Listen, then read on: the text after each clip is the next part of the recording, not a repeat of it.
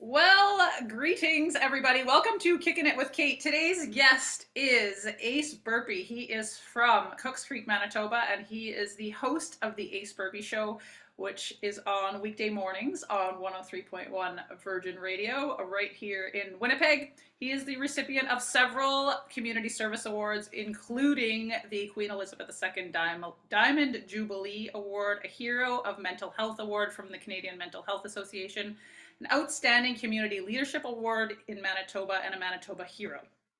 He is the ambassador and host, or MC, of countless fundraising and community events, and we would like to welcome you to Kickin' It with Kate, where we deal with all topics health, wellness, fitness. I love it. Thank you for having me. We go way back, Kate and I. We do have a bit of history. We think 10 years, but it's probably more. We will dive into that as we dig into a little bit more about your a day in the life of, because as an early morning radio show host, I would imagine that your day starts very early, and I think everyone is curious about when you sleep and how you fit that into your schedule, getting up at whatever hour you manage to get yourself out of bed. Well, I don't nap. That's my number one. And Okay. so I get up. I go with either 3:47 a.m. or 4:03 a.m. I'm hung up on those two. No reason in particular. So yeah, I'm good with, I would love to get 7 hours every day, and often I do, but I never nap. That's the not my trick, but I just go hard. Like, so when I'm up and I don't stop for a second all day. Okay. So you do get up early, but in your mind, your day is just shifted. So by the time the rest of us are getting up, you're already eating lunch, basically. Ideally, it's just sort of the hours are just different, but it's the same as anyone else's day, ideally. Okay. Except for it's not exactly the same as everyone else's day, because you often are involved in hosting or emceeing events around the city. Can you tell us a little bit more about why that might be important to you and how you've gotten involved in so many of these events? Well, I still find it quite an honor when someone asks, if I'm being honest. Like, I'm blown away that someone asks me to help them either host their event or help in whatever way. And so it's never lost on me that I should be grateful for that. And then that's where, there's so many people trying so hard to better life for others that if I can help in some way, then I'm always in. And yeah, I'm very fortunate to be asked, I think. And that speaks to your humble nature for sure. I will say that I enjoy volunteering and participating in community events or organizing some small scale ones myself. And you alluded to the fact that we've gone way back. I would do the odd community event, and it didn't matter what it was, Terry Fox run or a mental health event or something, you were always involved somehow. And I was always surprised. I was like, who is this person and how does he have time to be involved with hundreds of events literally per year? So full credit to you for wanting to make Winnipeg, Manitoba, Canada, and the world a better place. Segment on your show that I really enjoy is Ace and Christie's Wish List. And for those of you who have never tuned in, maybe you can explain a little bit more about that, and if you have a favorite moment on the wish list, because I often see on social media or when I'm listening to the show, I hear little segments about it, and it's always so impressive how moved people are by the gestures that you do. And I just feel like it's such a great example of small gestures that mean so much. So can you explain a little bit more about that? Yeah, it started, I don't know when it started, but one day I was like, we should just do a thing where people can ask for literally anything and we'll do whatever we can to try and make it happen. So use whatever influence or contacts or whatever we have at our disposal to try and make things happen for people that are truly deserving, going through a hard time, wouldn't be able to make something like that happen, even if they had the money, or that, some of these things they're hard to pull off. And so people can write us a note about themselves or someone in their family, a friend, whatever it may be. So they submit them on our website, and then our producer Amber goes through them, and we try and do, like, the behind the scenes is wild, Kate. Like, it is so much work, but it is so rewarding. Like, we literally, so here's what happens, right? Like, at the end of the year, like, what did we actually do, right? And if you look back and you're like, well, we did literally change people's lives, like, forever. And so whatever else happens is all, you know what I mean? Like, we're like, I don't know, like, do people like you? Do people not? Is, you're always judged on all these things, but it's like, who cares? What did we actually do? Like, did we do something? And so we actually make change. Yeah, for sure. I saw a little clip on social media recently where you were actually building a wheelchair ramp for somebody that was Yeah. in need. So, granted, there's a lot of moving parts and behind the scenes and connections, but also just the fact that you are right in there. You're not just throwing an idea out to someone who can make it happen. Yeah. You're actually the one who's kind of doing the groundwork to help make You these. got to get in there. Yeah. Yeah. And I Yeah. feel like that's so fascinating. And again, I don't know where you find the time or energy to do all of these things, but it is truly amazing. But like Um, at Christmas, like, so my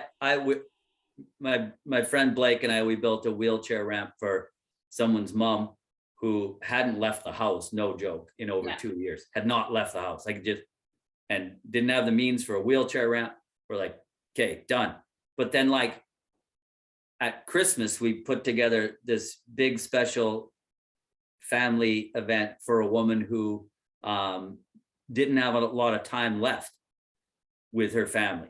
Yeah. And so something like that, it looks like just a Christmas party, but like, Amber and Chrissy spent literally hours and hours and hours putting all of that together. Like, it is a ton of work. They're amazing. Yeah. Well, I feel like the idea is such a wonderful idea. And again, you can tune into the show or look on the social media channels to see some of the results of some of the wishes that have been granted, because that is one of my favorite segments for sure.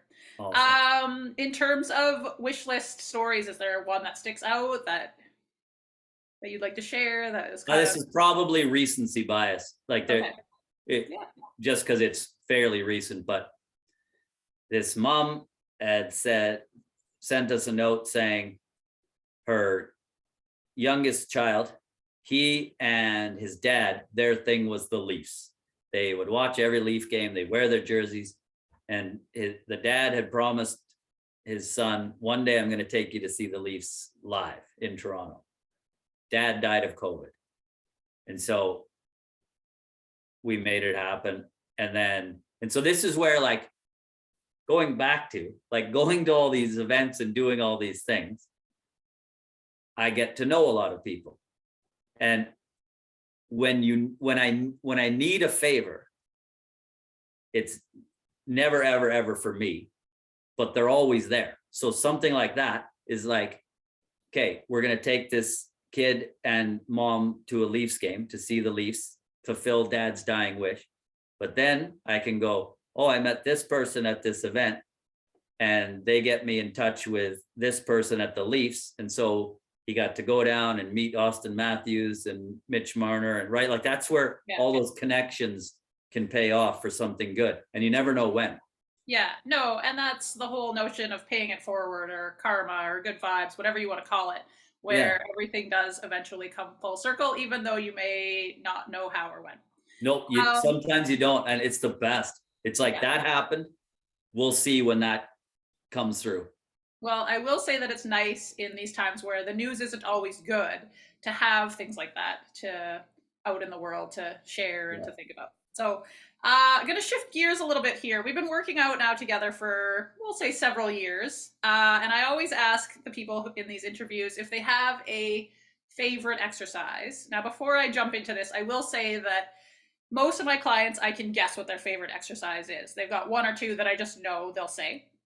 With you, it seems that every workout, your favorite and your least favorite exercise changes. So I have absolutely no idea what you're about to say. It could be anything. Favorite exercise, maybe we'll say for the time being. Well, I'm actually here to apologize on video to Kate for I run very hot or very cold. So she's being super kind and is very patient because I am a handful, everyone. I don't come off as that, I don't think, but Kate and my girlfriend know. It is like, so I flip flop on things. So Kate will be like, okay, next up we're doing whatever, right? And I'll be like, well, no, I'm not.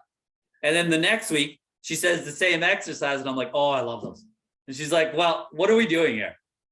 Like, so I am the worst.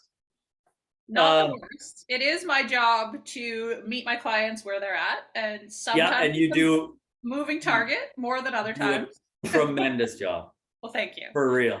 It was a pretty simple question, I thought. Favorite exercise for the time being? Favorite exercise for the time being is I'm gonna go with hip raises things. Okay. No, See? single leg drop down thingies. Like hip dips. No, the single leg. Lateral, like on the stair. Lateral drop down squats? One of the greatest things ever introduced to my life. Okay. Lateral drop down squats might have 12 different names, but in my mind, you're on one foot.